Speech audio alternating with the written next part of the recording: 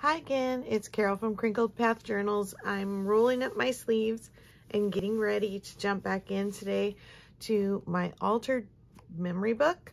I have a few garden items here, and then what prompted the page today was when I was doing this, no, not that page. When I was doing this page looking for a butterfly, I came across a stray snail in my butterfly package, and I threw it up here on the corner of my desk, and it reminded me of the fact that my first pets were a family of snails. So my mom was not a fan of things that were mess makers, so I didn't have a pet until I was a much older child. And for some reason, though, she decided that it was okay for me to have a couple jars and keep snails in them. And so I have a jar stamp, and I have this envelope that I'm going to use today. I have this page from a little golden book that has some garden weeds and bugs and flowers. And then I had this page that talks about the garden snail, and I love the description in this. The garden snail is a curious little creature, and wherever he goes, he carries his house with him. But one of the things that stood out to me was in this last line, he said, "Watch him crawl up the garden pot or put him on the window pane. As he moves along, you'll see his foot stretches and how wet it is. This moisture is a fluid which the snail secretes, and it leaves a sticky path behind him." So I remember that I would keep those jars of snails on the porch next to our sliding glass door, and oftentimes in the morning they would have crawled out of the jar and started going up the sliding glass door, which I'm sure my mom was not too happy about. But I think she actually had a pretty clear stance on snails in her garden. She would throw them out into the trash or out into the street. She did not want them eating her plants. I don't remember them disappearing, but I bet they did into the trash can, unfortunately. But they were fun while it lasted. They didn't require much care or maintenance. Speaking of pets, my cat has jumped up on the back of my chair. You want to say hi, Grace? She's like, "Mom, you're sitting forward in the chair. I can squeeze in there." All right, well, we'll jump in. I think what I'd like to do is put this down on the page somehow and have it flip up so that you can read the whole story. Maybe I will do it this way, so then I can put this as a flip out on this side, and then maybe I can use part of this to cover the words.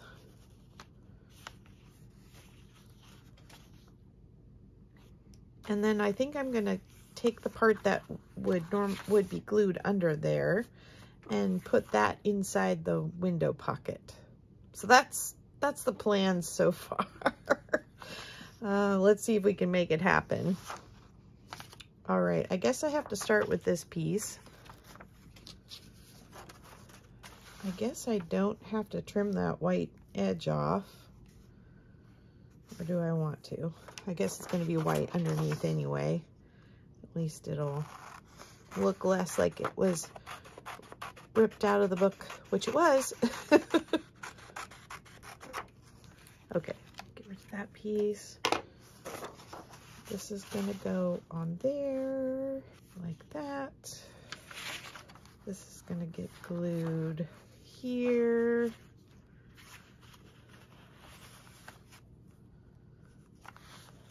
I just want to hold that in place. Oh, I'm just going to have to take a little off of her toe. Mark this. Okay, my paper trimmer.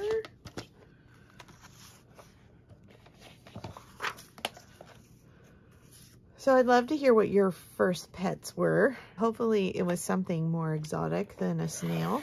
We had a dog that was in our family before I came along, and So by the time I was born, the dog was several years old, and he was kind of old and cranky. He was a kind of a bigger standard size Chihuahua, and he was very dedicated to my dad,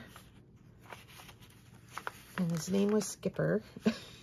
But when I came along and got his attention from my brother and sister, who the dog was supposed to be for them, when I stole his attention, then he very much did not appreciate me. And so he was never very kind to me. He was a barker and a biter when it came to my being around him. And who knows, maybe, you know, I think I was pretty gentle with animals, and I learned that early on from some cousins that took care of baby animals that were abandoned for the Audubon Society. They were volunteers. So that was a big reason why I loved animals, was because I actually did some of my preschool years just staying with them and getting to help with baby birds and baby possums and baby squirrels that were either abandoned or fell out of the nest, and they would rescue them. So I was good with animals, so I'm not sure why this dog, other than he was probably very jealous of the attention that I was getting. So I need something else to put in this corner. I had flower, oh, here they are. I think maybe these yellow ones, just because there's yellow in here. These have been sitting on my desk since I started, because I had pulled them for the first pages that we were using, these yellows and oranges. Okay, so that's gonna go there. This is gonna go here. So I can figure out which piece I need to glue first.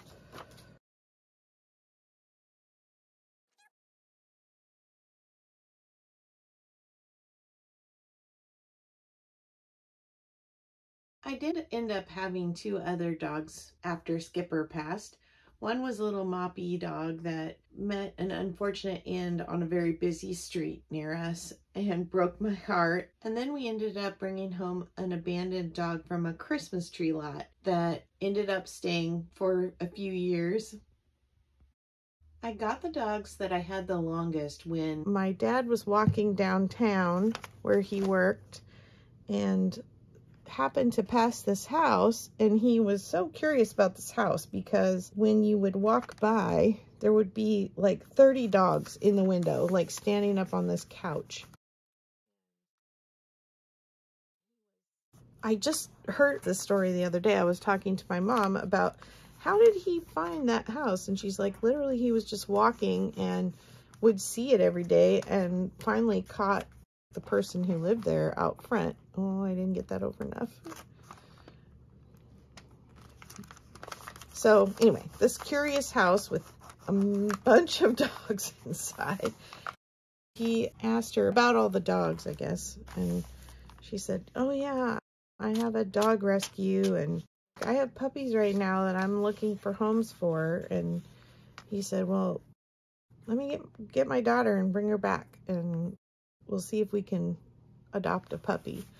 And so I remember that being a very big deal, him taking me down there to look at these puppies.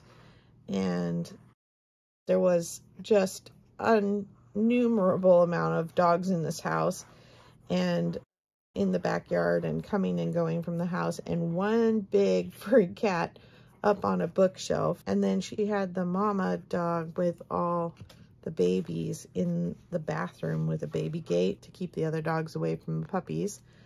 And they were loaded with fleas. It was not a happy situation.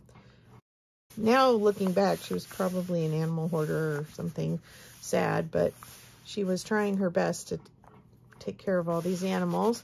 And then we ended up adopting two of the puppies, and they lived to be well into their like 15 or 16 years old with my parents. All right, so back to my snails. I think I'm going to take my stamp. See if I can turn the book sideways. I probably should have done this before, but this is flat enough. I want to stamp so that it looks like my snail friends here are in jars. So I have my StazOn waterproof ink. So I think my cat, because she's hearing me talk about pets, is really trying to be a part of this video today. She, if you can hear a noise, sounds like a scraping kind of banging noise, it's her. I guess my husband fed her this morning and there was some cat food, just a little bit left in the can, and he just set the can in her empty bowl, and she is making sure to clean out every last morsel. Okay, I don't know how straight that's gonna be, but I think I got the snail inside the jar. Oh, I think I need to re-ink. That one's just gonna have to be a light print. Maybe I can go over it with a pin, because there's no way I'm gonna get that wood block aligned correctly. This paper is really old, so I think I'm gonna have to reinforce here. So you can see it's already cracking, and it's so brittle that with the ink being somewhat dry, it literally just pulled the paper off with it. I'll pause for a second and grab a baby wipe so I can get that off before I stamp again. I like the StazOn ink because it's waterproof, and I like to do watercoloring or use watercolor markers with after I stamp to color things, and I like the StazOn because once it's dry you can paint over it. It's not going to smear. I think I got the paper off. Let's try that again.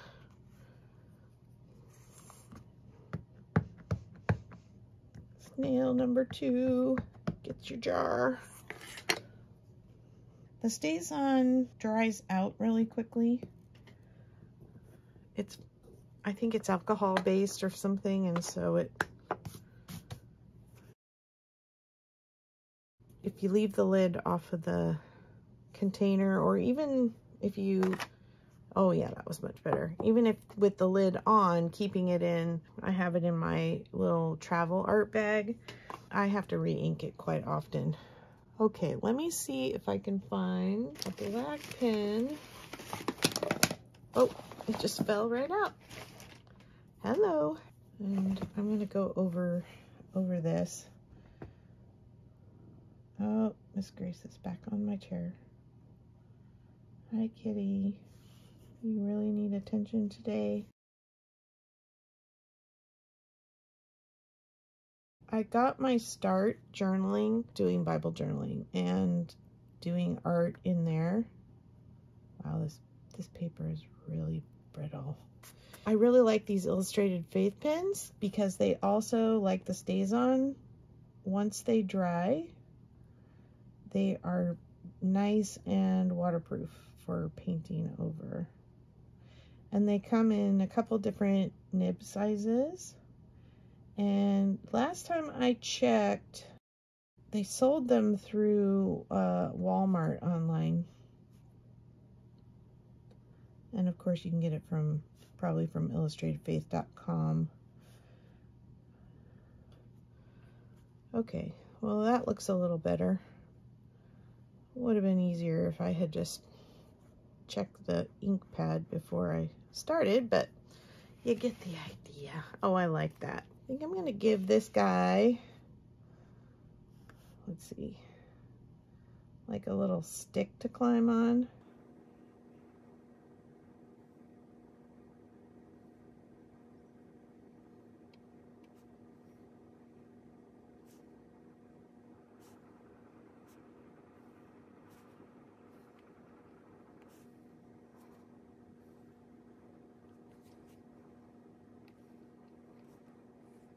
There we go. I just remember picking leaves and sticks and grass and sticking them in because I figure they each are good plants, so why not give them leaves and grass? These are Neocolor II water-soluble pastels, but they do work like watercolors, so you can either color directly on the page and then wet it.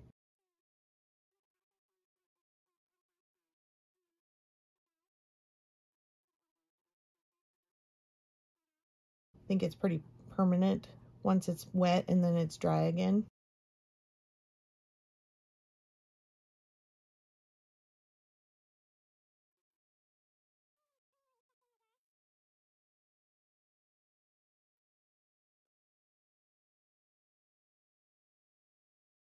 You can also color like on a palette or an acrylic block, or I could even color on my mat here. You can color on it, add water, and then you can paint with them just like you would watercolors. Color our little snails in a little bit, and then I'll use some water on them to set the color so it won't run.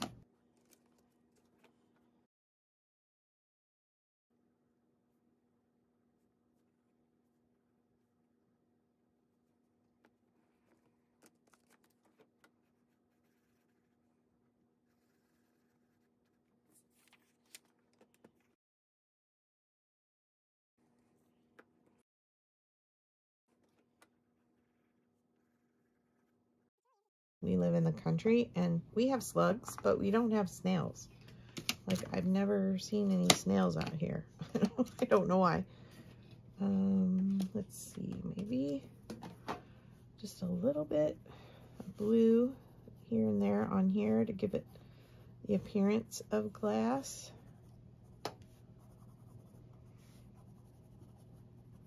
And a little, you know, dimension. So usually for these quick little painting sessions, I'll just use a water brush, but I couldn't find it. I think it's by the sink.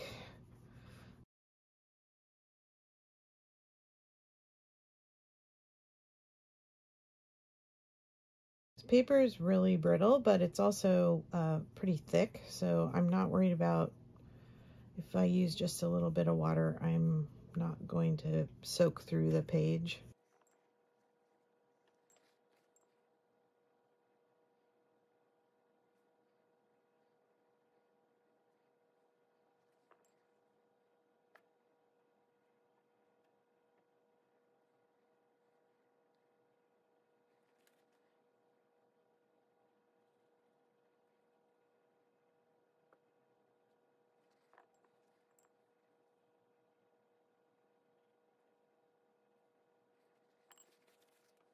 Okay, so we got to give that a little bit to dry. I think I am going to reinforce this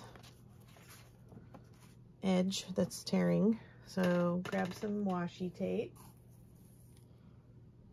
I'm going to cut it straight on the end. It tears really easily, but I want a nice clean edge so that it's not sticking to the book. And I like this transparent piece that I can still, if I want to read the little description, I can still read through it. Let's see if I can get this under that edge.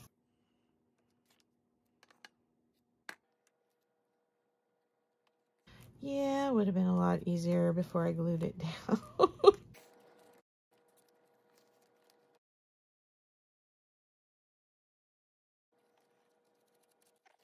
Much better. Well, and I would have folded it differently, except how can you resist that little goat and little bunny? Can't glue those down on the page. They gotta show, even though they're completely unrelated to what I'm journaling.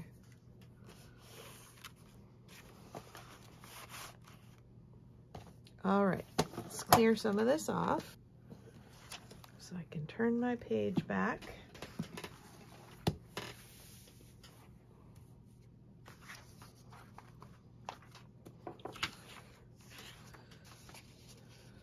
So I want this to be in the window, and I want my little snail friend to be in there too.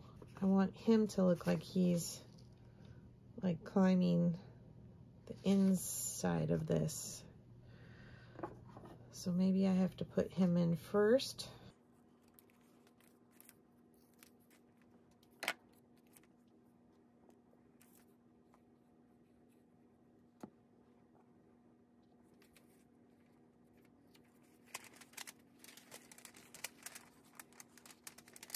I have no idea if I'm even on screen. Okay, so I got him stuck in there, right there. Okay, this is part of the learning process. Do the stuff in the envelope before you glue the envelope to the page, just if you want it to be easier. Apparently I enjoy challenging myself. So this is going to go in next, like that. So I think instead of doing what I just did, I'm just going to put a little glue along this front edge to hold it in place. It's got to go up a little more. I want it to completely fill that window. There we go. I think I got it.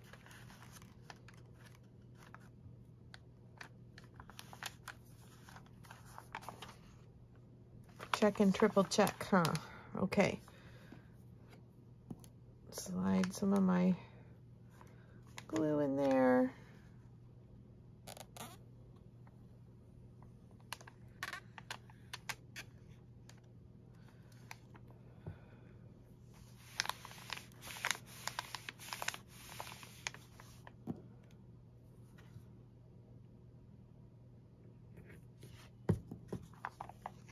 Okay, so I just ran a bead of glue like right here. It's not glued in on the back side, but I don't think it'll come out. And I like that then it gives the dimension of this popping up off of the other piece, because that other piece drops back when I close the book. Okay, and I have room here on the other side of the picture to tuck in some journaling. So I'm going to write about my little snail friends and tuck it in there, and I might write about my other pets too, but I imagine I will want to do another page about that eventually. This right here looks like it's bled through, but I can tell you now that I will come back once it's dry and it will not have bled through. I even painted on the thinnest of Bible pages with this, and you always see the color through when the paper's wet, but then as it dries, the paper will return to its regular color and you won't see the paint color through there. So I'm going to leave this open to dry, and we'll see you in the next video. Thanks so much for coming along for this pet-filled day. All right, take care. Bye.